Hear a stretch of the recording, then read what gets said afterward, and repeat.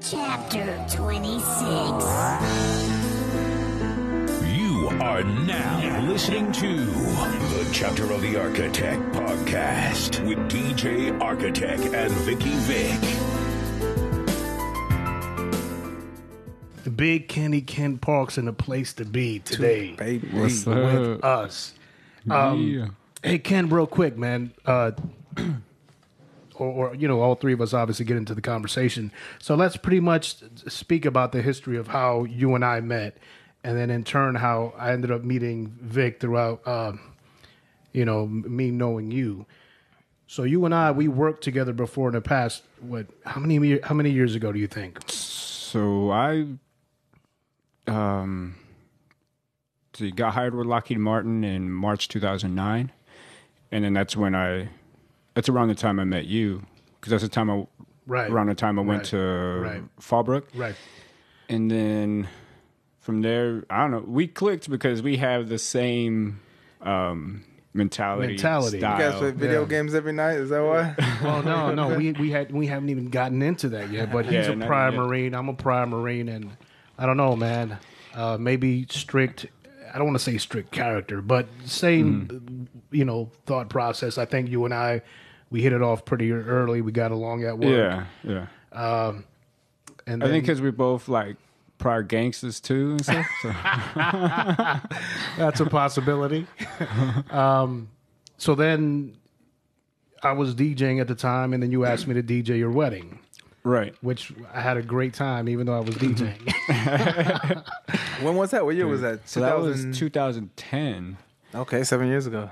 Damn. And then it doesn't even feel like I've been alive that long.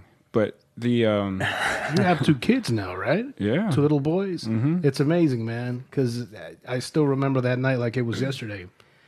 Yeah, it was a big night. Yeah, man. Hey, but we had a great time, and then ended up meeting Vic there. And I was like, "Hey, Vic, you wanna be an MC?" And he got on the mic. You did your thing, Vic. Yeah, that was the first time I'd ever done. I remember it was just Kenny just asked me, "Hey, do you want to be an MC?" And I was like, "Well, what do you mean? Were doing I don't beats rap." at the time. Yeah, because I've been making beats since high school. You rapped on a couple of them, I think, even at the assemblies and pep stuff. rallies and yeah, stuff. the pep rallies. Oh my gosh, bro! I wish they were used to rap at pit rallies. Dude, and I was straight up perform. Dude, yeah. I was pretty fucking dope. Yeah, dude, he was dope. Yeah. He was dope. So shortly after your wedding, which I had a great time at, by the way, man, beautiful wedding. Yeah, it was fun. It was fun. It was off the hook, man. Yeah. All the good friends came and stuff. That was a good time. Man. So my homeboy Jerry was having a baby, so he wasn't going to be able to help me with the DJ gigs anymore. Mm-hmm. So I asked Vic. I said, "Hey, Vic, man, you want to be my road dog, roadie? You want to be an MC? I'll pay you extra money when you got an MC." Mm-hmm. That's fucking dope. Yeah, absolutely. You're welcome. I ended up, I was seeing Carlos way more than I see Kenny. Yeah. Like, it's funny because we were just talking about you as we were setting up. He goes, "Yeah, man, I hang out with you more than I even see Kenny." And then I'm like, "Well, you're going to see him today." Well, ladies and gentlemen, I didn't tell Vicky Vic that Kenny was going to be the special guest. And Vic's like, "Hey, who's the guest today?" And I was like, "His name is Joey, and he's a comedian. And how do you know him?" "Well, it's a mutual friendship. Don't worry about it. He's good people, I'm all trying to make sure the desk is nice and straight. Oh my gosh, I want to look professional for him. And then he finds out it's me, and he's like, I don't have to do shit. What are you doing here?" He's funny looking. He's not funny. He's funny looking. So, Kenny, you started doing comedy. Stand up, right? Yeah, I started I think my first one was like 2011, early 2011. I didn't record it and stuff. I didn't have a good camera at the time. I was kind of I don't know. I didn't want a new phone or anything like that. Right. So I didn't have good recording or good audio or anything like that. But then I started... then I got newer phone. Then I kept doing it, and then I was like, I need to see myself. Let's rewind that real quick. Hey, Vic, can you do me a favor? Can you take that plastic filter out of that? Because that sucker is smoking. You see it? That red filter. Take. No, it was my vape. Oh, okay. I'm like, man, you about to burn the studio down, dog. Hey, man, I don't know if you see it, Ken, but listen. He is on top of it. I seen smoke coming from that sucker, and I was like, oh, no, man, my wife's going to kill me. Like, what are you doing? But let's rewind real quick. So he went protector mode. I got you for real. Yeah, I saw smoke and I'm like, what the hell's going on? But let's rewind real quick. I want to know of the thought process of you as a human being saying, you know what? I want to do comedy. Okay, so let's see. I was 12, I think. My first real viewing of a stand-up comedy was Eddie Murphy Delirious. I love that. I was like 12. I love that. One of the best stand-up comedies ever, and that's where he's wearing the purple, the red, the red suit. Purple was Raw. Well, Raw. Red is Delirious. Yeah. Okay.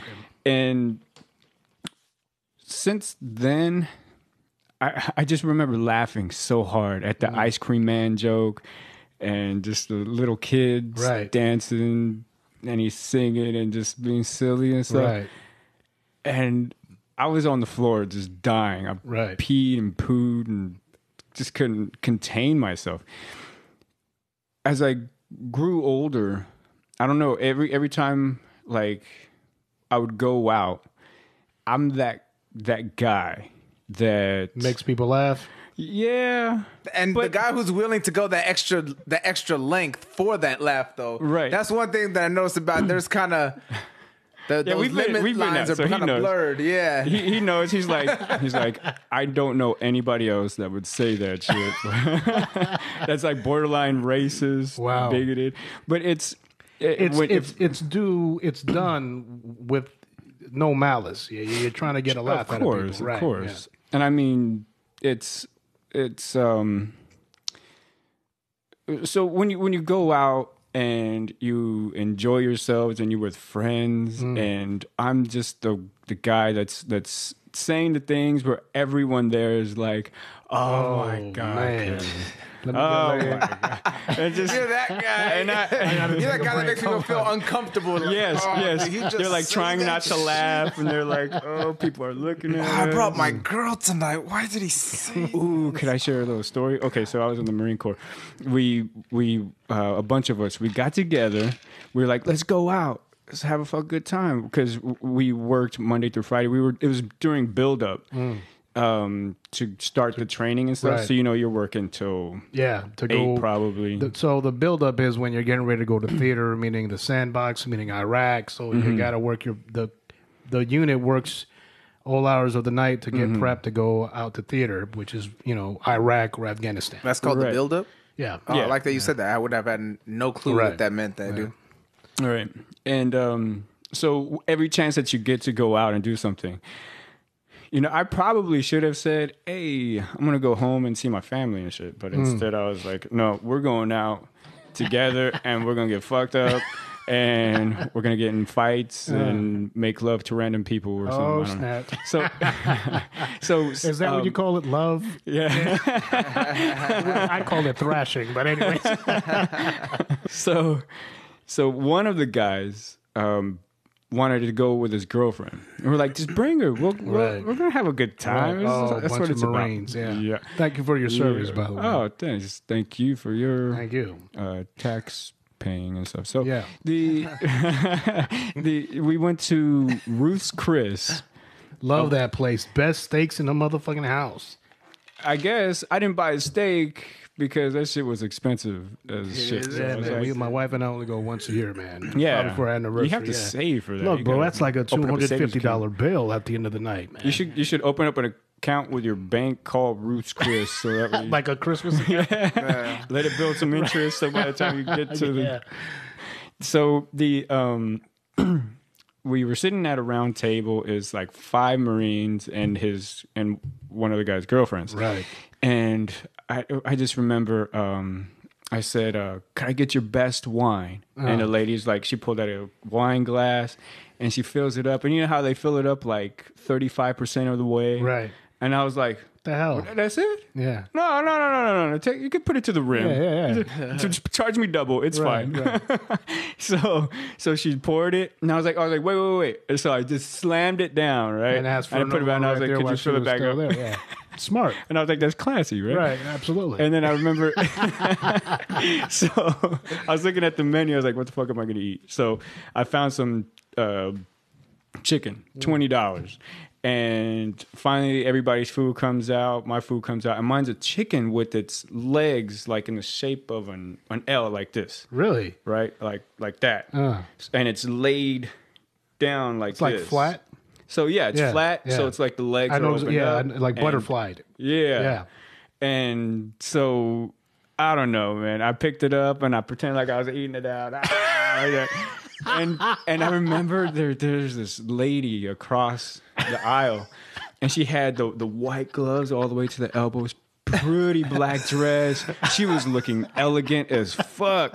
Her dude was there, and his dude was just like covering his like we chose the wrong night to come to fucking Reeves Chris. Oh my god, like that or the best night. Yeah, well, that restaurant is like upscale, man. It is. Like I don't know why they let us. My stay wife there. and I, we only go there once a year, and it's probably for our anniversary, and we walk away with a $250 less in our pocket because it's yeah, man, it's upscale, and here you are eating out the asshole of a butterfly chicken.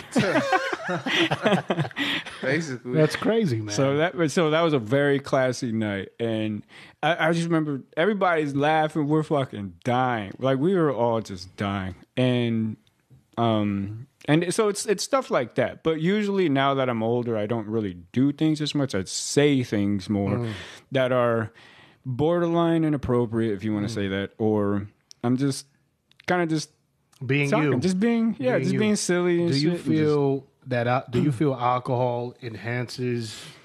I don't want to say your performance, but your mind state to make it be your thought process a lot more fluid. Because I notice when I tend to drink, several drinks, I become a lot more relaxed, and I just start saying funny crap, and I'm like, where did that come from? Well, the first couple times I was on stage, like after, so all that time passed, and I was like, I got to get on stage. Yeah, so let's talk about that. So so what made you say, okay, next week or tomorrow or next month, I'm going to go on stage? You just said, I have to do this. So what I did, I started writing down bits, and that's usually what they call them. Yeah, right. Bits.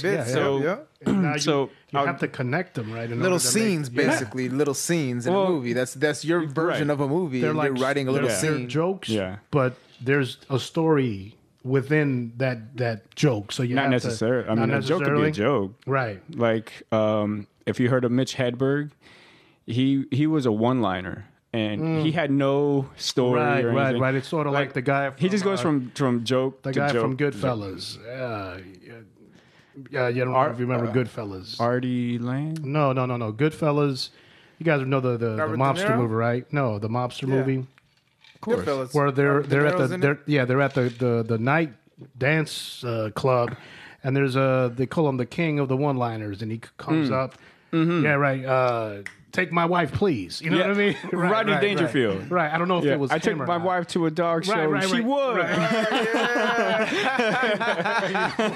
I got a good one, as a matter of fact. You guys remember, obviously, The Sopranos, right? Yeah. You remember Tony Soprano's uncle? The old man? I remember Tony Soprano used to call him... There's a lot of famous people that came out of that show. Yeah, man. Tony Soprano used to call him Mr. Magoo, because he looked like him. But anyway, so the old man is telling a joke to another person on the show, and he goes, yeah, man, this blind man walks by a fish factory this one day, and he says, hello, ladies. You know what I'm saying? I was cracking up. But so anyways, going back to your story, so you decided to say, hey, I'm gonna get on stage. Mm-hmm. So you started putting these sketches together, right? Right, exactly. So I put these skits together whenever I can. I'll just do like, this is kind of like just note taking.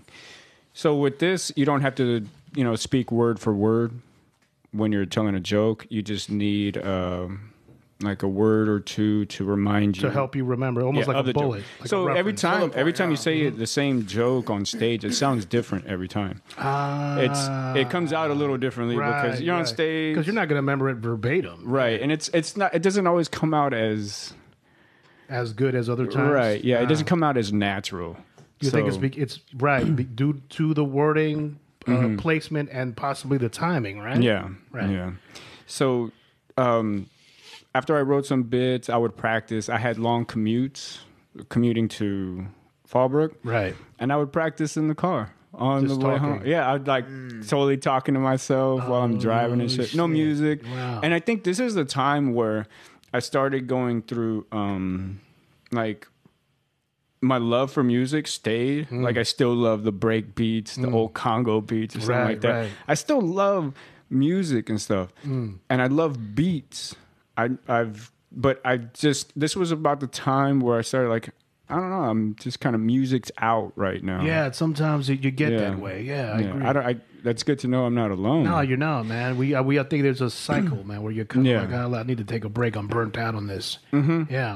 And then I started listening to podcasts and I love podcasts, man. They're fun. Oh my they're gosh. fun. You listen to Joe Rogan's or Joey Diaz? I listen to Joe Rogan's every once in a while. Did you hear Joe Rogan's episode with Jamie Foxx? I did not. No. It's a pretty recent one. Did you hear that one? Mm-mm. About him and Katie Holmes? Oh, yes, I did. It's a really good one, bro. That's a good one. It's kind of a star-studded one, but he tells a lot of like Hollywood stories. If you're into that, he tells a lot of cool stories like about Pharrell and Kanye going to his party for the first time. Talk about comedy real quick. And Vic, I don't know if you could look it up real quick. No, never mind. I remember the comic's name. Felipe Esparza was on HBO last night. I think it was last week. Joey Diaz had a podcast with him, the Church of What's Happening. And they were talking about, the stories as those being two comics going on the road. And he was shouting out Felipe Esparza. I hope that's his name, Felipe Esparza. Sounds familiar. He has long hair. Yeah. And Mexican too. Yeah, he always talks like this. Yeah, dude, that dude is hilarious, man. Well, his comedy special debuted last night on HBO. He's fucking so funny. Him and his wife, they put money together. This guy, right? That's him. Yeah. He's always high, even when he's sober. Him and his wife put their money together, and they built up this beautiful background stage presence, and they paid for it out of pocket. HBO bought it and they aired it last night. Check it out, man. It's off the hook. But I'm sorry, dude. But go ahead. No, that guy's fucking funny as shit. Which one's his funny? He said, like, I think his best joke is he's talking about that rock star game where you're playing the guitar. Guitar Hero. Yeah. And he was like, I don't know any words to any of my favorite songs anymore. I just know the colors, like red, green, yellow, blue, green, yellow, blue, green, yellow.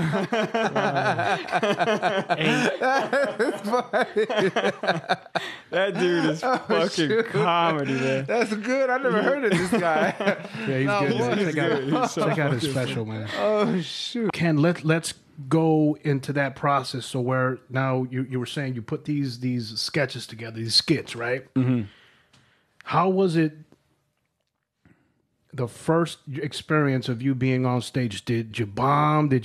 Was it good? How did that go? And where did you go? Like what did you have to do? Did you go to a club and say there was an open mic this evening and say, hey, look, can I go up there? I went to a bar called The Shooters in La Mesa. That's down south. Yeah, it's in San Diego, and they just do an open mic every Thursday night or something like that. Was this like a random thing where you said, fuck it, I'm going to go right now? Yeah, I searched. I was like, I'm going to do an open mic. Oh, so it was premeditated. You were ready. Oh, yeah. Okay. And I was searching for it, and I was like, hey, do you have put my name down? And they're like, yeah, I don't give a shit. It's open for anybody. Everybody, yeah. You're not you don't have special. to you don't have to call. Yeah, you just come and you go up. But so I had things listed out that I wanted to say, and I had a card on me, I think, or written on my hand, index cards or something. Yeah, just to kind of give myself a reminder and stuff, just so you could keep the flow going. Because some places they give you 3 minutes. You fucking get 3 minutes, and that's you ever done? We're cutting your mic. That Marietta spot. So Aces isn't there anymore. Oh. It became 3rd Street Live in Old Town Temecula. Oh, okay. I would go there, try to go there every week to try to tighten my stuff up, see what jokes work, what jokes don't. Right, you're testing your shit. Yeah, the trouble with doing comedy in Temecula is that it's like one side of the spectrum or the other. How so? You could get the dark sense of humor people, and you could get the other ones that are more sensitive. So it's like tree hugger kind of So it's funny. Like I'll say a joke, like I said something like a Catholic joke. Let's see if I could remember this. So it's about alcohol, obviously, because it's my life. But I said something along the lines with, I read something recently about how bad alcohol is for you. Like it's bad for you. Like it could cause heart murmurs or even stroke. And I was like, I've decided that I'm never going to read again. And then I followed up with, I convinced, a Catholic friend convinced me of giving up something for Lent. Right. So I decided to give up sobriety. And that was like 3 years ago. So, and I'm going strong every day. I think I'm better than most Catholics because I've been doing this Lent for like 3 years now. Hell yeah. I mean, I would at least think that I'm better than most Catholics. I mean, I never sucked a boy's dick before, you know what I mean? Ow! So that I could see. Half the crowd was like, yeah. The other half was like, hey. No, hold on a second. We can't talk about that. Mom. But you know what? You're not telling any lies. What you're saying is the absolute truth. It's trying. What I was saying is trying to gauge the audience. It's really difficult, especially out here, because you have the hillbilly white people, you have the motherfucking Mexicanos that are like from DJing. I can imagine you have a different. It kind of reminds me of being a DJ, man. And you play a certain genre of music, and then you'll have 15% of the audience or the people out there at that whatever event dancing, and everyone else not. Yeah, because they don't like the music. Exactly. So there's nothing wrong with that. So then you revolve the genre of music, and then those 15% sit down, and another 15 or 20% get up. I would say that's the beauty of DJing, because you get to change the music option. Up. Exactly. If you're as a comic or as a band, right? What you have is what you have. It's not like you say, I'm a heavy metal band. I'm like, hey, fuck, we're not getting any takers here. Let's play some reggae. You know what I'm saying? You don't have that option. Exactly. You're fucked. Yeah. So, and that's a sucky thing about open mic, is because your audience is whoever the fuck.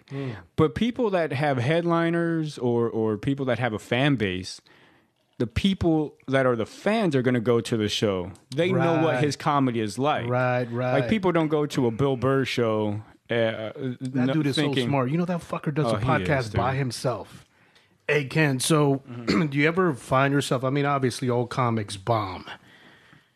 How do you deal with that while you're on stage? Like inside your mind, you're like, oh shit, I'm not doing a good set today. I don't know if they realize it, but I know I'm bombing. How do you deal with that on the fly? You kind of just like, it's okay to acknowledge that you bombed on a joke. It actually makes it better. Funny. Yeah. Like, shit, didn't mean to come out and I fucked up. You're right.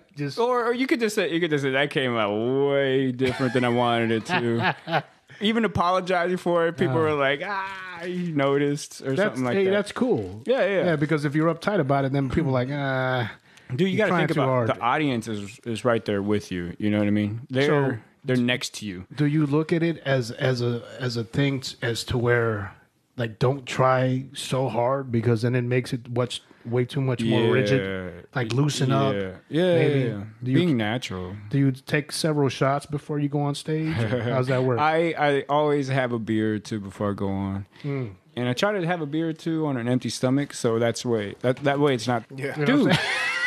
Dude, you want that alcohol to go straight to the goddamn bloodstream. Yes. You want the alcohol to tell you what the fuck to eat. Yes, there you go. And, right. This is what you're going to eat. You're going to go get some fucking McDonald's fries. There you go. Yeah. When I eat is when I'm when I eat is when I'm out of beer or whatever liquor that I was drinking. I'm like, oh shit, well, time to eat. You know what I'm saying? Hey, but let's go back to comedy, man. We live a hop, skip, and a jump away from San Diego, Pachanga Casino. Oh, Pachanga, yeah. So Friday and Saturday evenings they have the comedy club. Have you ever been? Have you ever attended? So I tried, and they don't exactly do an open mic because I think because of the type of crowd it attracts and stuff like that. Just how the Temecula 24-hour fitness didn't put a basketball court in there, and at the time my friend who's black who was working. You made me laugh. My friend who's black. So I had to put it in there because he heard and felt the discrimination because he was during the transition from the small 24-hour to the big 24-hour. So they bought out a bigger building across the parking lot or something like that. Right. And they didn't put in a basketball court because they didn't want to attract that crowd. Because there was already an LA Fitness in Marietta that has basketball courts, and they don't like the type of crowd that it attracts. Not cool, man. But the thing is, like, if you go play there, it's where is this like again? 24-hour fitness. Right. I just wanted to make sure you knew. I always like to check comedians like that because I feel like that's like one of those interruptions, like a heckler. You know what I mean? Like, can you get back on it? Like, I feel like that's what. Real quick, man. Talk about fitness.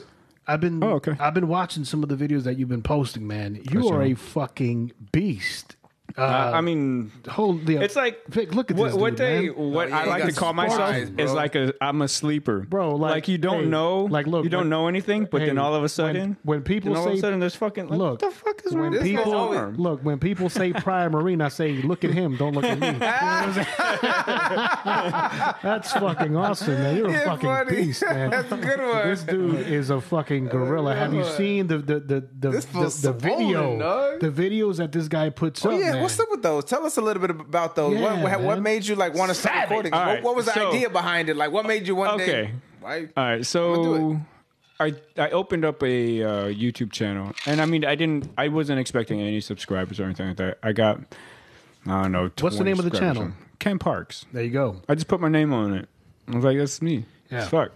So I have a what's called a playlist of my comedy, of my workouts, and of my gaming. If you look at it, all my Halo 5 stuff. Oh man, show all my sticks. I do nothing but sticks, and or like what sticks?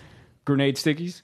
So it's like on Halo they have these grenade stickies, and if you stick your opponent, and it'll blow up. They'll blow up. They can't get the grenade off. Okay. And you hear them too. You hear them like, I got a grenade. Yeah, they're fucked. Because do you know on Destiny 2 they stopped the. Ladies and gentlemen, we are gamers. We do play Destiny 2. Ken, I sent you an invite to the clan about a week ago. Yeah. The name of the clan, well, we changed it so many times. It was. At first, it was Pussy Pounders, and then Pussy Pounders, and then Punani Pounders. But we kept getting flagged. So, okay. My homeboy Merkage, he was like, "Hey, man, let's just change it to Looking Cute Tonight." Yeah, because we're going to get disbanded. It's clever because what it does, it has your name. Is looking cute tonight. Yeah. So, So we were getting ready to get disbanded, man. But right now the clan is so deep. We're about six pages. Pages. We're like 87 with 2 pending. Dude, right. And then insane. I was noticing. I was gonna jump. I want to try to get some people. So you got friends, right? Yeah. That do not have a clan. Like 1 or 2. Yeah. Okay, so let's do this. World, when you're on, I'll look for you, and then I'll add them as friends, and then I'll send them. Because there's like 4 of us who are officers, so we can send clan invites. Mm-hmm. So we'll get them on board, and we'll be like, close to 80, 90 strong. Yeah, we'll make that happen, man. But yeah, listen. So me and the guys, we started this YouTube video game page called Ratburn Gaming, and we've been so busy that we really haven't put up any videos yet, but we did several videos. And I could just probably transfer, since it's just gaming, I could probably transfer all my Halo 5 shit over there. You could. But big shout out to Merkage, big shout out to Big Kevin, big shout out to Chaos, obviously myself, Agent Ravage. So we do the gaming on there, and so anyways, what the hell were we talking about, man? So I have a YouTube channel, and I put my playlist on there. I mean, I don't get like a lot of views on my comedy stuff. I think because I title it wrong. There's a few that have like hundreds, a couple. The tagging is very important. We know. Yeah. That's one thing I've learned is that I need to retitle some of the stuff I have on there so people will hit it, because people like to watch first timers and stuff like that. Right. So I'm just going to tag every one of them just first timer. That's cool. That's awesome, man. That's dope. But some of them have hundreds of views. People will put comments of like, it's hard going up for your first time. And this was like my 80th time up, and I'm like... So you've done like 80 times you've been on stage. Dude, oh, man. So many times I've been on stage. I'm like so comfortable on stage now. Really? I love it. It's just... Hey, man. I talk to people. I'm at the point now where I talk to people, and I say, what's up with you? Are you two together? You engage the crowd. Yeah. And it's just... dope. It's that's the fun part about it. I don't know if doing comedy on stage is the same thing as doing music on stage as a performer. I found it when I would perform on stage, it became addicting. It does, right? Because of the energy, it's what you provide to people, and you get to see it immediately. Immediately, their immediate response. Right. So it's immediate gratification is what it is. Right. Exactly. So you get when you. And the same thing with telling jokes, you get that immediate reaction of laughs. People are like, "Oh shit!" Or have you thought about doing venues or doing circuits further out of the where you're currently at, maybe out of state? Right. I was gonna join a bus tour. That's dope. And they were gonna go from San Diego to Seattle, so they're gonna go up the West Coast. Oh shit! No way. A little bus tour, but the pay just wasn't enough. And I just got too much, man. I just got too, having kids and mortgage and shit. Obviously. You can't just be like, then you have I'm going to take off for a month. And you have a full-time job, right? Yeah, so exactly. You just can't be like, hey, deuces, keep paying me. Even though I'm not here, keep paying me. But you know what? I would probably tell my job, like, hey, give me a month. Fuck it, I'll do it. Right? My kids don't have to eat. What? As long as they have water in there, they'll be all right. I always say I find a pork chop at the bottom of every beer can, beer. So hey, so your ultimate goal with this comedy thing, man, like what do you? Is it something that you just enjoy doing, or are you trying to look for something big money out of it? With a big with me, because I have a career.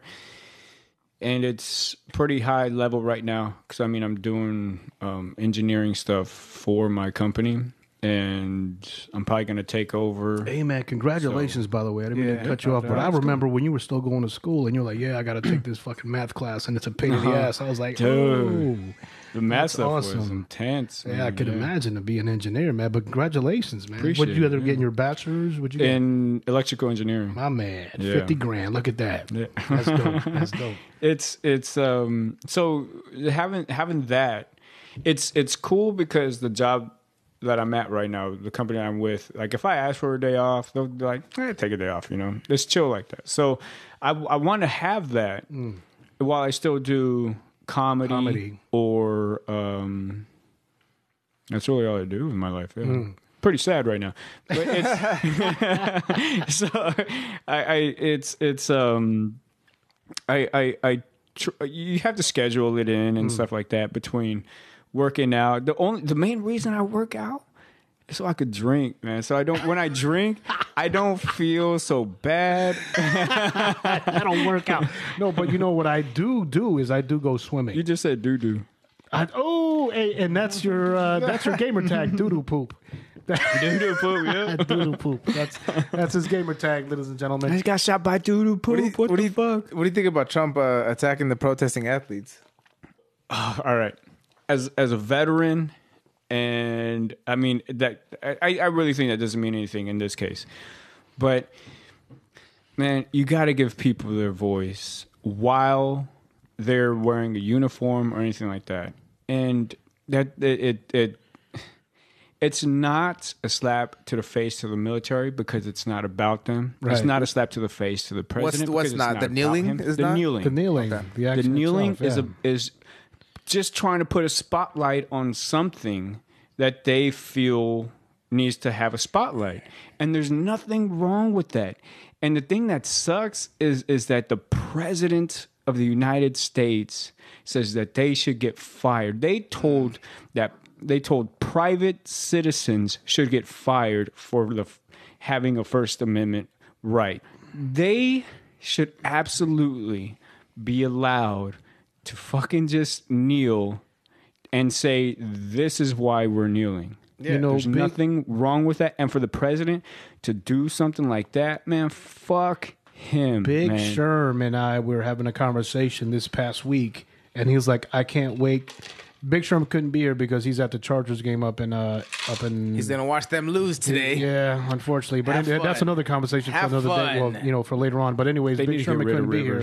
Hey, have fun. But we were having this conversation, and he's like, "I cannot wait to get back on the podcast. I have so many things that I'm livid about, and I'm probably gonna lose a lot of friends." But listen. This is the thing. There's a lot of dummies out there that don't understand on both sides that don't understand the kneeling part. So I saw somewhere on some social media, right? That's what it is. Now it's getting so convoluted. There's every direction. So now, right. So there was a family that was receiving a folded flag, and there was an individual in the crowd that was kneeling, and they got fucking livid about that. I say to myself, you're a fucking ignorant fool. Now, these are the same people that are saying, hey, you should, don't, like your opinion, which I agree with. But now these are people that have no idea what the hell the kneeling is on the certain perspectives. Right. So when a family is receiving a flag and an individual in that crowd or the person giving that flag is kneeling, and they're like, why wasn't that individual, whether he was or not prior military, in the position of attention and saluting? Who gives a crap? If that individual is kneeling, that's a sign of respect. Yes. In a military world. It's a sign of a wound or something. Remorse. Right. Right. It's a sign of... if you look at all, like, we all took a knee for a rifle in the ground with boots on deck, with a helmet and on a cover top. on the top of the rifle. At the rifle, yes. You will see a bunch of Marines kneeling. And it's crying their fucking heart out. And Big Sherm and I were having this conversation, and we were saying, listen, the last thing that I want is an individual who's never served in the military, who's never been in our shoes, attempting to tell the world their views on what the military should and shouldn't be doing. Listen, man, if you never fought in a war, if you never went through a boot camp or picked up a rifle, you really shouldn't be speaking on my behalf or your behalf. Sure. Because you have no idea. You might perceive, what we might think, but that's not, hey, well, and then Sherm brought up a good idea. Everyone's, hey, for the military, okay, what boot camp did you go to? So that's, dude, right there, you hit the fucking nail on the motherfucking head. So the thing that sucks is that all these civilians, do they have to adhere to military code standards? No, absolutely they not. Fucking do not. Yeah. So that's a sucky thing. Is the anthem and the flag owned by the military? No, it's not. It's the fucking people. I mean, look at the preamble. We the people. It didn't say we the fucking military. It's not just the military. That's the sad thing about this whole thing, man. And it's because they take a knee because they want to spotlight something.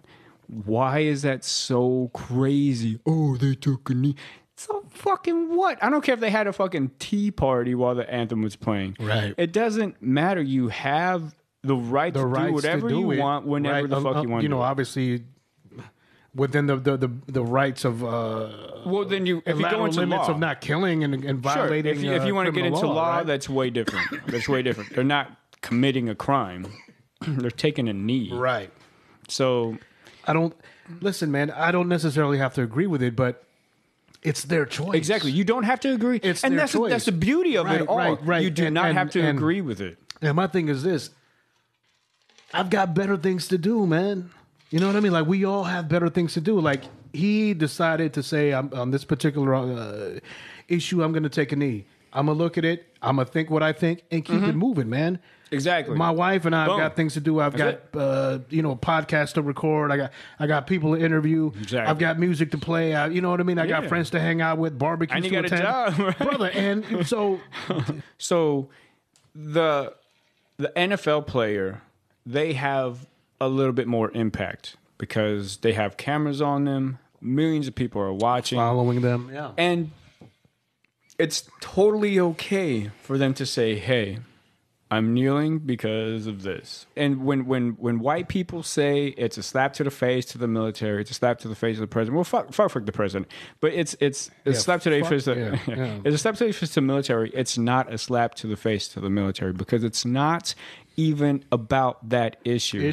I guarantee you that if you had a funeral, those NFL players would stand and say thank you to that military member that came home in the box. It's not a personal issue. Thank you for doing what you were asked to do. It's not an issue against the military. It is not, and that's the media fails to report what you just mentioned, though, because they get more money, they get more something to talk about, they get something to drag on for all these years. That's why the media never says things like you just said. The media likes to stir it up and make it even worse. You know, the more chaotic for them, the better. More work they have. With the media is who is exactly stirring it up? Though? Well, the media is being bought by all these conglomerates, and they can dictate what they want to be played and what they don't want to be played.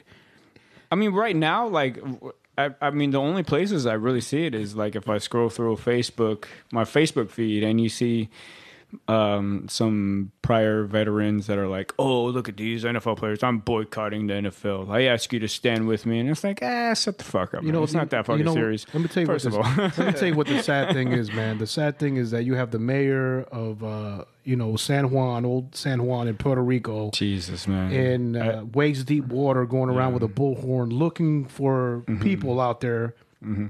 But and then you have the president. Could I do a plug in real quick? Yeah. If anybody wants to donate to a cause for Puerto Rico, I have a family that we sent a care package to, and we put a lot of money into that. If anybody wants to, I don't know, send something on Venmo for that, for the lady that put all her money into it. Hundreds of dollars. Where could they find it, man? Like what particular page on what social media? I would say download the Venmo app and then just because they don't need money, so we didn't send them any money. We sent them a huge care package. Perishables, toiletries. Yeah, exactly. Okay. They don't need money. They need They need things. Supplies. They need supplies. Yo, it's funny, man, because I had I don't want to say a buddy, but a person that I know who's Puerto Rican, and I was like, "Hey, man, how's your family?" He goes, "I just sent them $1,000 and didn't do them nothing because they can't purchase anything." Yeah, don't send. So what? A friend of mine did. She lives in Yonkers, up by your area. Yeah. The locks. Yeah. And she has. She's Puerto Rican and she has some family down in Alabama. They're flying to Puerto Rico on the 5th or something like that. This is just to help, her out because she put so much money into buying stuff so he could take with him. Smart. Okay. So it's just so that, it's only one family, but if everyone could attach themselves to one family and help them out somehow like that would be fucking awesome. Hey, Ken and Vic, there are a lot of things that are happening right now. A lot of people are saying, this is like biblical, with all these hurricanes and the 3 earthquakes that have happened in Mexico. I know, man. This is pre-apocalyptic, should I say, right? I mean, what's going on? So, shit, I don't know if I'm the guy to ask for that, but it's, you're probably going to learn something about me right now. I don't exactly, there's a lot in the Bible that's very inconsistent and hard to believe. I feel the same way you do, right? So, I mean, I think, a lot of people say it's because we're allowing gay marriage. This is why. That's bullshit. So that's bullshit. I know. I fucking it infuriates me. I fucking shit the fire. Ignorance, right? Yes, I fucking poop fire, and it's. I think it's time that we just listen to the scientists that have been studying this, that have dedicated their lives to saying, "Hey, now let's make a fucking difference." It's not that big of a deal. Now, how do you feel about a good majority of their cabinet not believing in climate change? That's like to them, it's like they don't believe in that shit, man. Like the good percentage of their cabinet. So a lot of his cabinet right now, I mean, it's disturbing to say the least. And it sucks, man. It sucks. They're taking a lot of funding out of those research projects. China is going to pass us up. Yes. And it's because we don't want to progress. Do you know that China owns a lot of United States real estate, man? Did you know that? Yeah. A lot. I have friends that live in apartment buildings owned by Chinese people. We are in debt to China. Although we're in debt, it's just like when you're in debt to a creditor. They're going to be like, hey, man, can I get a payment? That'd be fucking nice. Yeah, but... and China might just do that one day. This is the scary thing, though, because it is a scary situation. The way we keep the credit, how could I say, being able to be paid is by keeping the dollar, the American dollar, in a strong position, right? Sure. So now when you have all these different countries, right, for example... Iraq, back when Saddam Hussein was in power and he wanted to start selling oil but not utilize the American dollar, the United States says, no, we can't have that. We need you to utilize the American dollar. The American dollar must sustain its power. If it doesn't, that credit's going to go to crap. I mean, the thing that sucks is that, that we know this stuff. We all know Not this. all of us know this. Well, the people that look into it, we know this stuff. Right. But it's like you really need like economists to really come together and say, hey, how can we relieve this? How can we? And it sucks because people don't want to look to other people. Okay, so the EPA is headed by Rick Perry, right? The fucking Texas hee-haw fucking, hi, we're gonna fix shit. Yeah. Blah, blah, blah. Ross Perot's cousin, yeah. Oh my God. Is it really? Jesus. I'm just joking. So he took over the EPA from a PhD in nuclear physics. And I remember I was arguing with someone from a unit I was in with while in the Marine Corps. Yeah, and he said, what does that nuclear physicist know that Rick Perry doesn't know? And I was like, are you serious? Dude, I released my bowels, man, because I was like, it just all came out. It shows involuntarily, and I was like, ignorance. I can't believe you just said that. That is fucking insane. A nuclear physicist who is 55 years old, who's been dealing with this in particular. What he was trying to do as the head of EPA was figure out how can we use the waste of nuclear, those nuclear rods. Right. How can we use that waste to further energy, right? Because if not, they just sit there. They're just right now. They're just sitting there, contaminated, just like the tits out there in San Onofre. Yeah. So Rick Perry, the fucking guy that was on that dance-off show, whatever the fuck that's called, Dancing with the Stars. It's a turd nuggets. And this guy is going to be the head of our nuclear energy. That is so insane, man. And it people that are becoming in charge of this country. That's like. They're not qualified. Right. That's like the first time ever in history that I can remember where these low qualified people are taking these big positions. Dude, what seriously? About Trump's son-in-law taking these multiple positions? So what I think Trump is doing, like in really important positions too. Trump doesn't. I mean, I think it's quite apparent. He doesn't really care. He doesn't. I don't think he cares. He's just like, you go here, you go there. Figure it out. And then he asked the Republican Party, hey, what do you guys want? All right, let's just try that shit. Fucking try it. I don't care. I need to go play golf at my fucking in Florida. You know what it is? This is hopefully will spark everyone to vote next time. Like everyone to really vote because, dude, like we can't have this. If it's supposed, if you really don't want the president like that, then vote for it. You know what I mean? Like, I know, but the thing that sucks is that a lot of people voted for, an opposition to Trump. But what that does is that it scattered those votes amongst 3 other people, and a lot has to do with the electoral votes. That has to be votes, that has to be done with. You know what I mean? That's true too. That has to be done with. I agree with that 100%. Right. I think it was good for its time. It's also the Democrat though. Like it was Hillary.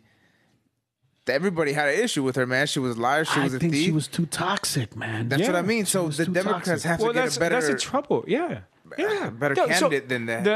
The whole Democratic Party fell apart because of her. Not all the Democrats liked her. I think if it would have been any other Democrat that was on a mediocre level competent, he would have been president. Yes. If it was even Martin O'Malley, I kind of liked that guy for a minute. I don't know why Bernie Sanders couldn't fucking... What the fuck happened? Seriously. What happened? What happened with Bernie Sanders? When California voted Hillary, I was so amazed because I went to... When he did a thing in San Diego, I went to it with a friend of mine. Really? And there was it's just a crazy amount of people that went to that. And then if you go to... a Hillary thing, you're talking really. It's all the older crowd that don't go out. So if you think about it, it's all these people that don't go out and they're just sitting at home. They're like, I'm just gonna vote for Hillary just because I'm Democratic. Yeah, that's wild. Hey, real quick, man, before I forget this topic, man. Sure. And I know we're about 2 to 3 weeks late on the conversation. But I had a lot of people that were asking me on social media saying, hey, man, you guys need to talk about this topic. So we're going to talk about it real quick. Not real quick. We'll get into detail about it. Yeah. But before I forget, did you see I got no more time. Did you see the Canelo Triple G fight? So I watched most of it. Hell yeah. Man, that was a good fight, man. They were both really back and forth, man. Great fight. I thought... I thought those, as boxers, they delivered a great performance. Okay, so, man, it's really hard to say whether it went one way or another, man, because it was very, how do you say? They were both so there was a lot of punches good. Being thrown. Yeah. When Canelo would back up, he would back up to the rope, and he would come back connecting. So... You have Triple G connecting on the way in, Canelo connecting on the way out. They both cover up on the way in, they both cover up on the way out, and it was a good fight, man. It was a good fight. I would say if anything, maybe Triple G should have won one round over. We believe it was the 7th. We believe it was the 7th round. Yeah, somewhere in the middle. In there. If I'm not mistaken, even. In the fight game on HBO, they spoke about that where discussing... Oh, the judge? The judge. What was her name? Something... I don't remember, man. We're going to look her up, man, because we want her to be shamed. No. You know that they suspended her. Oh shit! Really? She's the one that voted what on the tie? She wrote it. She scored 18-10 for Canelo. 18-10? 18-10, man. Yeah. I don't know if I would do that. Yeah. That was probably the most bogus card then. Huh? That was probably the most bogus card, right? Wouldn't you say? Huge. Is that the most bogus card out of the 3? Yeah. Well, out of all the judges, absolutely. Out of the 3 judges, yeah. That's crazy, right? What are you gonna say? No, I agree. Yeah, I didn't know that any judge was that far apart from each other. Yeah, 18. She must have got paid. Too. Yeah, man. Golden Boy. That's the second part about Golden Boy that's promotion. That's about boxing, man. Golden Boy Somebody promotion, needs to get knocked the fuck out to win. So, Oscar De La Hoya tells TMZ Sports, boxing officials are moving to suspend Adelaide Bird, the judge who insanely scored the Triple G versus Canelo fight, 118 to 110. How do you become a judge? Who is she? How did she become a judge? I don't know, but that's from She fucked somebody. From what I heard, that's not the first controversial decision that she's put out. The sad thing that I view on the whole thing is I love boxing. I've been watching boxing since I was maybe 6 years old, right? Yeah. The sad thing is that it robs these individuals with this great talent. They come from nothing. They work their way up. They bust their balls. And this is their particular moment that's going to either make them or break them. And I'm not saying Triple G or Canelo are broken or made from this fight. They've already made their name. Yeah, they've already walked the long road. This was just going to amp them up a tiny bit more. That's what it would have been. It's not even a bit more. A bit more is you're selling them short. You got to understand that these individuals go from 3 to 4 months of sacrifice, losing weight, doing the things you do, Kenny, working out, running, putting in the work, and then having an individual that was paid off rob them from that victory. Isn't that fucking crazy? Oh, that's got to be tough. And if you go back to Rocky rules, no punani, that's got to be even more tough. You know, because it weakens the legs. There was an MMA fighter, Joe Stevenson. Weakens the legs. You know what I'm saying? Joe Stevenson from UFC. He was a great grappler. He was fucking a really good fighter. He was like a guy that would attack your legs while you're standing. Really? And weird. He'll like do like a one hand handstand, grab your leg with his other hand, and like pull it towards him, and he will fucking hug that shit and he'll tap you out. Hey man, so you're a UFC guy, right? I'm kind of everywhere on the spectrum of fighting. I'm not. I can't get into UFC, but I did watch it when Ronda Rousey was fighting. What's up with Ronda Rousey, man? Is her spirit broken mentally? Oh, okay. What's going on? So man? there have been a lot of debate about that shit. So as far as I know, Dana White isn't going to let her fight in the UFC anymore. But I think he might let her fight one more time. Why? Is he afraid that she's going to get hurt? Yeah, and if she loses again, she's lost 3 in a row. She's lost 2. 2 in a row. So she lost the belt to Holly Holm. Holly Holm was fucking dope. Did you see that fight, man? Yeah, because I bought that. I rewinded it. She was beautiful in that fight. I watched it. Yo, the hits. Watching that fucking shin kick to the neck. Yes. Yo, bro, that she should have been knocked out, man. Oh my. She probably was knocked out on her feet. That thing was horrible, man. Ronda. Yes. Oh, yeah. Yes. Yeah, man. I was. Yeah, usually your neck doesn't like to get kicked by a shin. I don't think so. I don't think that the neck's like, yo, I've never been kicked in the shin. Or in the neck by a shin. I'm sure that hurts. So you think her spirit's broken, man? You think she's done? So there was quite a few different talks about that. And Dana White said that he didn't want to have her fight again. She tried to do a comeback. She lost to the Brazilian by strikes. So right now she's probably not even in the rankings of the top 10. The way the UFC does it, I think they do it 1 through. Dang, that's crazy because she was 15. A star, man. Oh, she was unstoppable, man. But the thing about her fight, So the thing that sucked about her fight style is that she'll take hits on the way in. She grabs her opponent and she judos him. She's a judo expert. Submits him, yeah.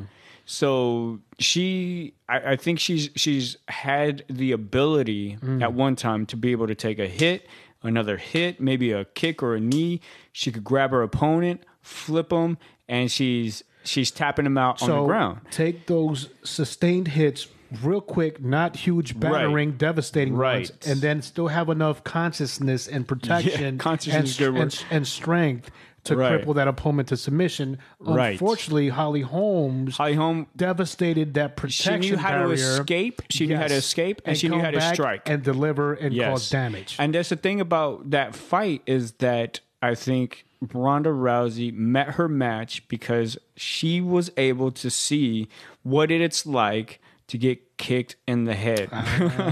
So when she fought the Brazilian, I forgot her name. She's still champ right now in that weight class for women's, and she just punched the shit out of Ronda because Ronda goes in to grapple. And she'll go in, she'll strike. She'll try to grapple because if you strike, you're going to bring somebody's guard up. Right. And that's when she goes to grapple. That's when she goes to take him to the ground or something like that.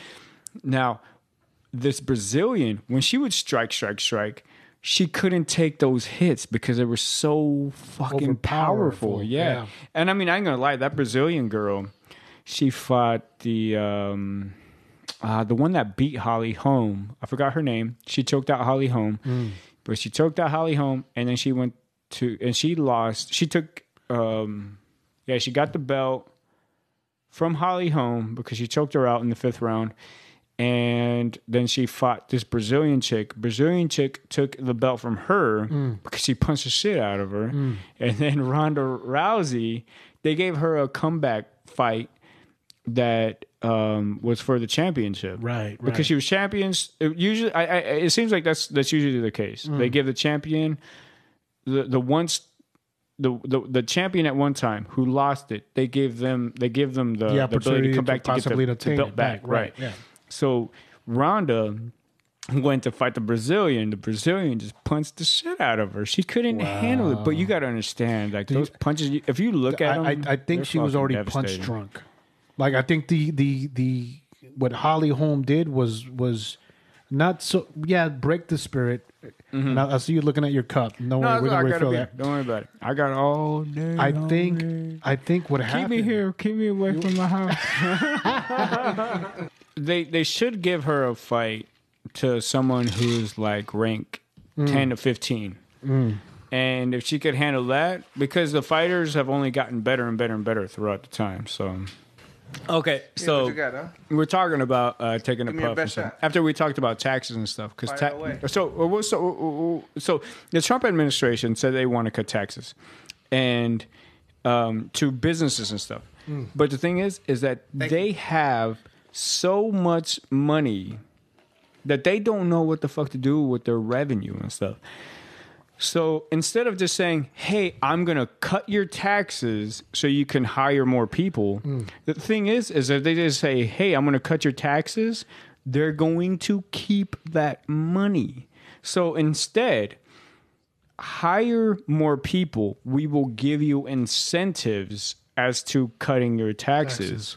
So it's so that way they're for sure hiring more people. Right.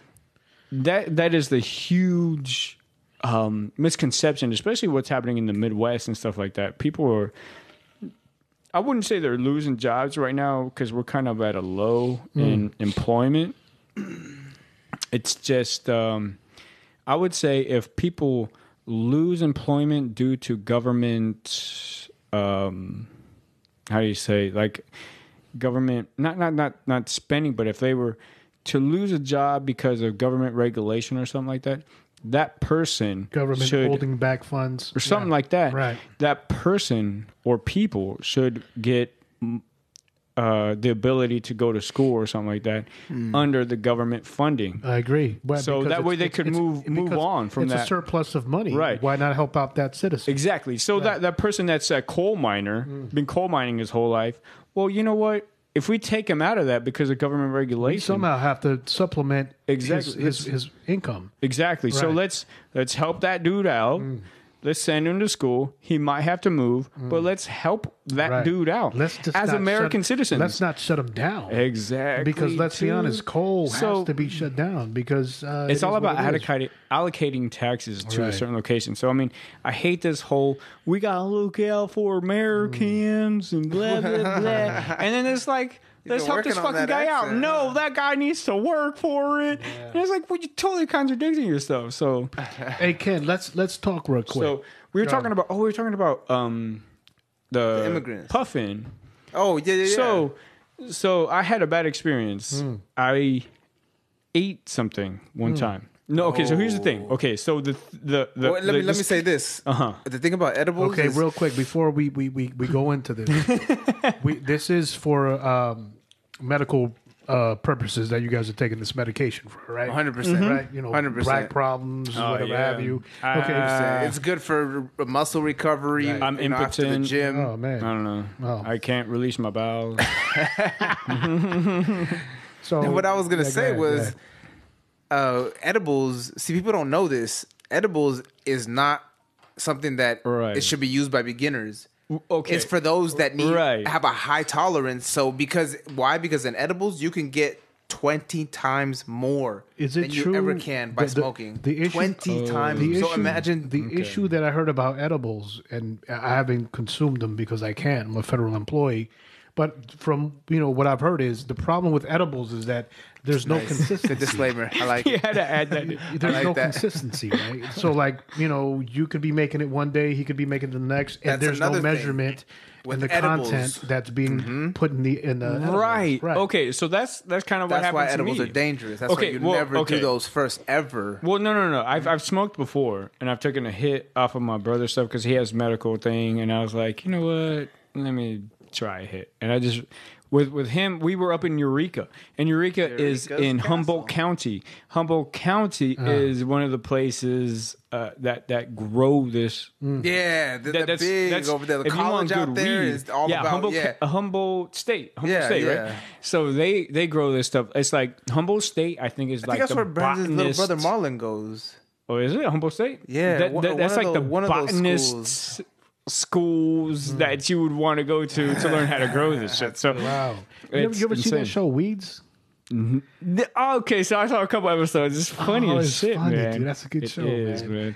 I just wish I could get into all these shows. Oh, hey, there's too many good shows. Let's talk too shows many. right now. Let's talk shows right now, man. Real quick, my buddy, as a matter of fact, Vic was putting me on to House of Cards. You guys ever see that show? Okay, I watched House of Cards. Yeah, I watched all the way to the last season. Okay, I haven't. My wife and I, we watched up to episode 2 of season 1. We think it's off the hook. Wait, season 1? Oh, you guys are way back. Yeah. We just started. 2 days ago, we started watching it. I think Kevin Spacey, as an actor, the way he looks at the camera, like, dude, wait, and this is what's going to happen. Watch. Hey, I love that. If he came to me in real life and he spoke to me, he could fuck me in my ass. What's that show? I'd be totally okay with it. House of Cards. It's won Emmys and a Global Award, man. Dude, it's a dope show, it's a good show. I mean, surprisingly, it's like I didn't think it was gonna be a good show, but it's so crazy how. Okay, so I'm gonna spoiler alert you on a couple things. Don't worry about it. You'll see though. Okay. So there's a couple things where people are like, it's the Illuminati. They're killing certain people like that or something like that. Yeah, I think it's just a politician just trying to get away with something. I gotta kill this motherfucker to fucking get away with this shit. And then he just kills that motherfucker. And then it's like, I don't know how. I don't know what happened. Wow. Or they just have no way of being caught or something like that. Hey, man, real quick before I forget, man, I wanted to give a big condolences to the family of Bobby the Brain Heenan. I don't know if you guys are probably way past your time, but a great WWE, WWF manager. Back in the days, he managed some of the great wrestlers, Andre the Giant, the Heenan family, Hercules Hernandez, and he ended up unfortunately passing away, I believe it was last week. Yeah. A great wrestler. I loved Andre, man. A great mastermind. Andre the Giant was one of my favorites. Listen, my favorite wrestler. His hand was like his. I know, man. WrestleMania 3. I remember watching that on pay-per-view. One of my favorite wrestlers, Ricky the Dragon Steamboat against Macho Man Randy Savage. Macho Man. That was. Let's go back to WrestleMania 3. He was the woo guy, right? No, that's Ric Flair. Oh, fuck. And Macho Man is Ric Flair and Rick. Oh yeah. Yeah. Okay. Yeah. Ric Flair has been he's been in the hospital in a coma, and hope big prayers for his family. Yeah. He's they're getting up in age, man, and those individuals, dude, they were late 30s, early 40s when we were kids, man. They were traveling the roads up and down, snorting cocaine, drinking, steroids. You gotta do cocaine and do steroids. But everything. Obviously. Forget about it, man. Nev Campbell's in this House of Cards show? The last, I think, season 4 she came out. Hey, man, do you watch Game of Thrones? Okay, before we get into that, also, go ahead. I think we should do a shout out to Hugh Hefner, man. Oh, no shit. Right. He just passed away. He taught me how to jack off correctly.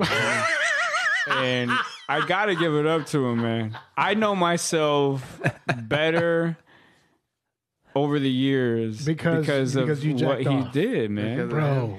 Yeah, no girl could do me better than I could do. Listen, I remember. Do you remember your first Playboy? The first Playboy you saw? Was it a Playboy? Was it a Hustler? So I think it was a Playboy. So I think a Playboy first, and then I saw Hustler because Hustler they show like penetration. How many kids do you think he had? I said the over under is 2 kids. I really hope the beneficiary is over or under. Give me your top 5 comics of all time. Okay. Ooh, good question. Ooh, good. Okay. I have to say, my number 1 is Doug Stanhope.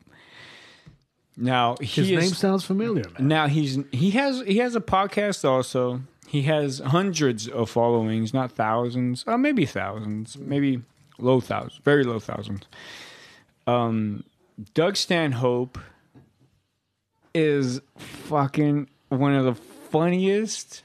He's a comedian who has no punchlines at all, and the reason why I'm explaining it is because they deserve the amount of time they get on any airtime at all, whatever it is.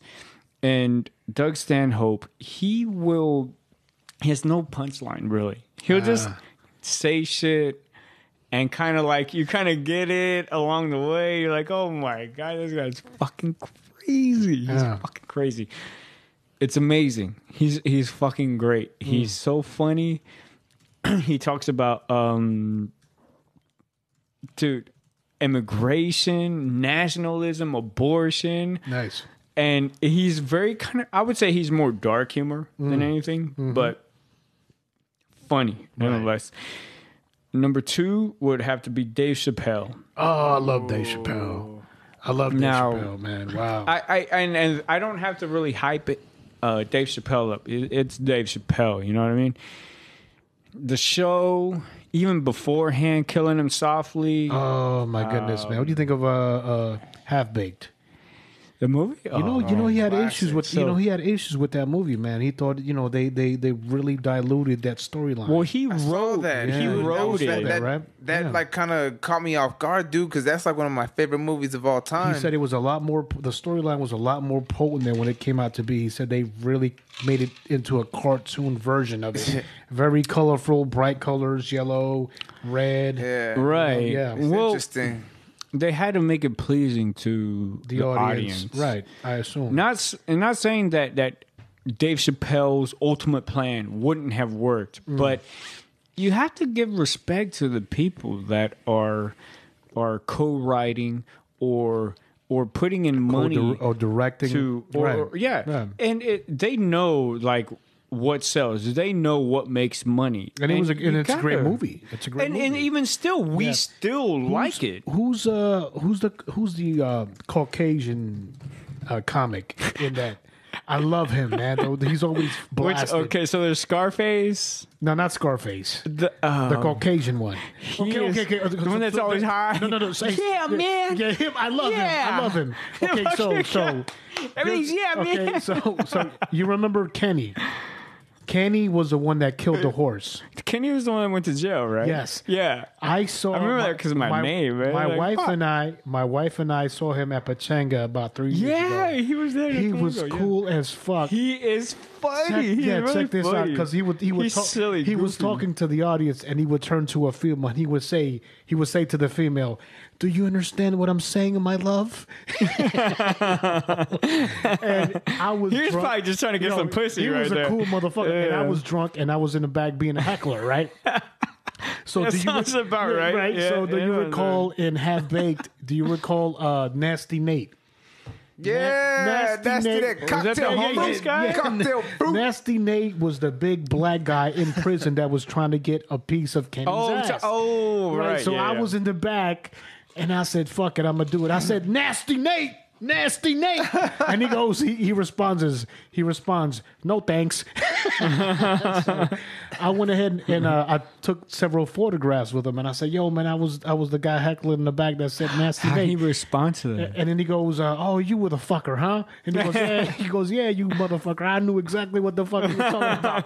You want to watch me get fucked in my ass? That's what you want. And he dapped me up. He gave me a bear hug, and I was like, "Yo, you a cool motherfucker, man. Let's take some photographs." He goes, "I got you." That's good. And then it'll buying a DVD. Yeah. I wanted to go. I wanted to go to that so bad, man. Yo, you missed out. He's man. so chill as fuck. Yeah, he is, man. So he was the guy that was on Dumb and Dumber, right? He was the motorcycle cop in Dumb and Dumber. Oh, who drank the piss? He drank the fucking beer. Piss. Oh, that is him. Huh? Yeah, he starts going. I said, yeah. You drinking old grandpa's medicine? Yeah, old grandpa's medicine. So your number 2 is Dave Chappelle. Who's your number 3? Okay, you guys might not agree with me, but Louis C.K. I have to say Louis C.K. because his name sounds familiar, man. Oh shit! No his name way. sounds familiar. Okay, so his name sounds familiar. He's like a Bostonian redhead, freckle faced guy. Big old gap tooth right here. No, I don't think he has a gap. He sounds real familiar, man. That's crazy. I thought he was. He's more my time. He's a little bit older in age, right? He's way chill with his comedy. Like he just talks about his life. With kids, being married, and it's very fitting. Really, with it could fit with anybody, even if you're not married, even if you're don't have kids. He will help you understand what it's like to have kids and make you not want to have kids. So he's good at description. Yeah. Who's your? Like he had a good shit joke where he talked about like he shits a lot because he's a grown Louis C.K. His name's real familiar, man. Who's your number 4? Yeah. Who's your number 4? I would have to say Bill Burr because that dude's intelligent, man. Yeah, man. Intelligent. He's and articulate. Yeah, and I think you know what. I think that's kind of like when I'm on stage myself, people kind of don't want to hear me because of how articulate I am sometimes. Yeah, and it's kind of weird. I don't know. I think that's the weirdest part of it all. I was like, this guy sounds too smart. Like he sounds like he knows what he's talking about. I don't want to listen to him. That's not funny. Exactly. It's not funny. Yeah. Okay, who's your number 5? Okay, so number 5. I went through like a top 10. Where is it? So number 5 would be Greg Giraldo. He's dead now. And he had a fucking beautiful joke one time that made me die from laughing because he was talking about how he was like, what's up with all these Jerry Springer shows and Maury shows, and how do you get to that point in life where you're on the show. Yeah. And he says I mean, I'm going to try to say this joke the best I can for this guy. And he says, you always have the black family or the black people. They're like, no, I ain't the daddy. And he's like, yeah, fuck yeah. And he fucking runs off the stage. And then you have the white. And then the bro's sitting there crying on stage. Yeah. Embarrassed, devastated. Yeah. You are the daddy. I don't care what it says. And then he says, when you have a white guy that says, you have a white, when it comes to the white family, you always have a white guy that says, I want to be the daddy. And then Alicia comes out and says, hey, you fucked me in my butt, boy. You don't even know how babies is made. Yo, but there's always that schmuck. There's always that schmuck that falls in love with the baby and wants to be the dad. Regardless. If she's been slaughtered by 75 other motherfuckers, she's like, that's my baby. That's my baby. I fucked you in your butt. Yeah, but I still won't be the daddy. So Greg Giraldo, I don't even know how to say his last name, but he's fucking great, man. Hey, and man. There's so I could go on and on about comedians, man. Have you seen that show on Showtime, Dice? Dice? Oh, Dice Clay. Andrew Dice Clay. Oh no, but I heard about it, bro. It's good. Is it any good? Yes, it is good, man. It is good. Andrew Dice Clay has a show on Showtime called Dice. It's Clay, hilarious. Andrew Dice Clay. It's hilarious. What is it? A stand-up? Is it a drama? It's a show. It's a skit show. It's a skit. Not a skit show. What can you compare like it to? Like a George Lopez show? No. George Lopez show. It's like a regular Mind of Mencia. Carlos George Lopez show, like a real setting, like a family setting. It's like a George Lopez show. Yeah, like he's got a family and he's got a best friend and some kids. Okay. And he's going back and he's like, retired now. And he's like trying to get gigs on the Vegas Strip. It's the shit, man. It is so funny. Hey, so what's the deal with him? Because the first time I ever heard of Dice Clay was in that show Entourage. And I was like, who is this guy? He looks familiar, but he played himself. He played himself in Entourage. Entourage played a lot of people that are themselves. So Dice plays himself in that show. So you'll see like old photographs of him when he was big in the 80s. Like, I grew up on this dude. I feel so dated. Dice Clay? Grew up on Dice Clay? Yeah. Man, because he popped off in the early mid. How old are you, bro? Popped off with what? We're the same age, aren't we? No, we're not the same age. I might look it. Dog, like, you look good. I'll fuck you. Thank you. I don't want to fuck you. I wouldn't let you. Or should I say, I don't want to get fucked by you? But you would fuck me, though, right? Hey, that's not how you make babies. That's not how you make babies. Hey, you don't have to make a baby every time, right? Listen, I just got to lose 2 pounds and I'll be perfect. You know what I'm saying? And I'll be straight. But hey, I gotta ask you, what's the fucking craziest thing you ever said to another gamer? I got some good shit. I said some weird crazy shit. I ever record it? Fuck, man. I wish I don't know, dude, but I'm known as the abrasive gamer. Like, I'm real cool. Hey, get your fucking game together, motherfucker. No, because I suck. You know what I'm saying? So motherfuckers know that I suck. But you're experienced, and but they know I have a temper. You know what I mean? So like they know, like when I come into the chat, everybody's like, "Oh shit, here comes trouble." And then, like, I'll give you a prime example, right? No, when we were on with you and your brother, I was having a good conversation with you guys. Oh, yeah. That's because... And that was like a totally other mission. No, you know what? That's because we didn't have any assholes come into the chat room, right? Okay. You remember in Destiny 1 when we would have... you would go on LFG and you would get into this random group to do a raid. You're LSD? LFG. It's like... anyways, it's like this... You get into this random group, right, to do a raid, right? And then somebody would come up and they would pop off their mouth. I'm the gate guard. So I'm the chin checker. So motherfuckers like, so everybody, so this random would be like, and he's playing with the people that I've been playing with for years, and he'll come up and he goes, does everybody know what they're doing? Does anybody know? Do you have this weapon? Do you have the Gallahorn? And I'm like, yo man, shut the fuck up. You know what? Kick this motherfucker. So I'll be the first one to be like, get him the fuck on. Oh, they go Ravage. He's drunk, but it's because I'm not gonna tolerate that nonsense when I'm trying to enjoy a game with my homeboys. Right, you know what I mean? You're not going to, like, homie, there's you're 5 gaming, of us. You're not businessing. Yes, there's 5 of us. You're a guest into this group. Don't come into the house thinking you're going to bogart because I'll be the first one to give you a wedgie and throw you the fuck out. Like, nah, homie, you're talking to individuals that have been playing games for the past 5 to 6 years, and you're not gonna. I run shit. You know what I mean? You don't run shit, and sadly, I'm the worst player, but I got the biggest mouth. hey, never. But you need a motherfucker. Like, you do. You need someone like especially that. Especially in a raid. I don't know if you play World of Warcraft, but sometimes you have like. Because it's computer, it's PC based, so you have a different platform. Right. You can fit right like 20 people on there. No shit. I think even more. I don't know. No shit. I only got to play World of Warcraft for a little bit, and I couldn't take it anymore because I don't.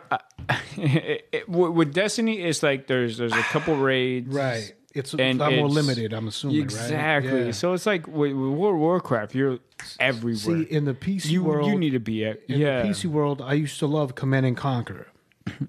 You play Red Alert too? Yes! Oh,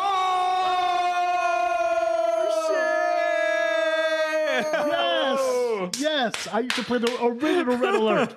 Hey, man, but Red Alert was the shit, dude. Dog. Red Alert was Red the Alert DJ was Red Alert? fucking dope. No, not DJ. Oh, Not get out of talking here, about you music. fuck. He's on music. DDT He's on yourself. music. Red Alert was the shit. Command and Conquer was fucking with so much fun. Hey, Tanya man. and the Chinooks. I would put that bitch in the Chinooks to go fuck motherfuckers' bases up. Yo, You but know what I'm it saying? only got better in Red Alert 2, and I think there was another expansion after that. Tiberium Sun. Is that what it was? Tiberium Sun, and then it became a little bit more. I think I have that. Actually. Yeah, man. I think I did. I think I did all that shit. You know, was another a good game was Warhammer Space Marines. I got into that. Warhammer. Okay, yeah. You know, with Warhammer, the games are not that good, but if you, oh my god, okay, so there's a Oh my god! I know. I just came in my pants. So there's a comic place in instead of the GameStop by Petco. Dude, Oh yeah. Yo, It's over by the home buffet. The home buffet. Yeah. Go there, bring your fucking Warhammer shit if you want. Really? Because they do tournaments there. No shit. Dog. I had to look this shit up myself too, man. I'm fucking dog. Hey Vic, the funny thing is that Ken is a nerd, but he can beat people up. Yeah, he doesn't look like a nerd. You know what I mean? Like, yo, Big Ken, where can we find you, man? Give us your next comedy day. All right. So there's quite a few different places. So I work out in Vista. So I try to get to this shindig in San Marcos. They call themselves the High Rollers. Where's that around Club? San Marcos? San Marcos. What's around San Marcos? No. Where exactly is this location? Oh, the tavern. Maybe I should. Is it around Restaurant Row? Couldn't tell you. San Marcos Boulevard? Couldn't tell you 100%. Gotta be, huh? Restaurant Row? Yeah. That's San Marcos Boulevard right there. That's the main strip. I love San Marcos, man. So I really hope that you guys can. That's what we trying to roll, man. That would be kind of fun. Let's do it, man. Come on, Vicky Vic. So here's the thing. Here's the thing is that I have like a career and stuff. So there are some comedians that are really fucking hilarious that headline shows between San Diego and Temecula. Hey, can we get them on the chapter of the Architect? I know. Oh, please. Of course. There it is. So, there's a thing called the High Rollers in San Marcos. I wasn't in the last 2 shows because I couldn't make it. One thing I try to do is with my job I get to travel. Hopefully I get to finish on this tangent, but I get to travel to see I got to travel to see the rappers recently, and there was a club called the Penguins or something like that. And Doug Stanhope, my number one comic. I was gonna ask that if you ever ran into other people that you've known in the comedy No, business. I haven't. I got to open up for what the fuck is his name? The Indian guy from 40-Year-Old Virgin. The one that says "Go fuck a goat." Oh yeah. The old dude. Yeah, the old dude. Yeah. Yeah, I got pictures of that shit. Yeah, man. He's a cool motherfucker. He's cool as shit, man. He's I thought he was just a fucking actor. He was a comic. Yo, I gotta say his No joke. way. I want to say his joke for him because it would be. I think it would be good for him. Privilege. So yeah, exactly. Yeah. So he said, my dick is so small, you know, I don't get my dick sucked. I get my dick licked like a fucking lizard when I order a prostitute. He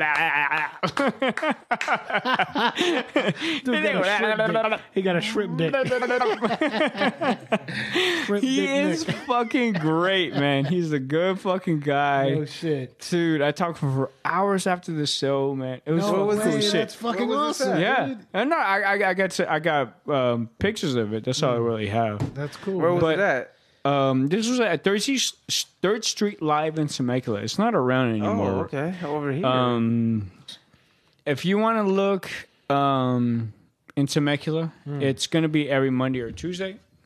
And it's going to be at the Shamrock, which is borderline Temecula, Marietta. So it's off of Winchester. What time on Mondays? Normally they start at 8. 8 p.m. At what time do you looking you're going to go on stage? Between 8 and 9. Hey, Vic, can we do that? What's that? Why don't we head up to one of the shows? Let's check my man. Oh shit! So the guy that headlines the shows. When is it? I can get in contact with him. Mondays. We could input our audio. Yeah, you can input your audio there. I mean, this gives you more fill time. You know what I mean? Right. Instead of just Sunday or something like that. You know what I mean? Right. This is an Old Town. Okay, cool. Dude, Old Town is the shit, man. I love the environment. You like too, especially I do, man. Especially in the summertime. I have to have It's little spurts coming down the water. Tell me some of your favorite things to do over there. Hey, what are you trying to get me to? Oh no! Hey, man. It's like hand jobs, Hey, blow jobs. man. Hey, butt jobs. That's not how you make babies. Easy. Well, ladies and gentlemen, you've been hanging out here in the chapter of the Architect. This has been chapter 26. We've been hanging out with myself, our special guest, Kenny Parks, and my co-host, Vicky Vic. Kenny, thank you so much for your time. This has been chapter 26. Appreciate you guys for listening. Appreciate it. Chapter 26, DJ Architect out. DJ Architect. Chapter 26. You are now listening to the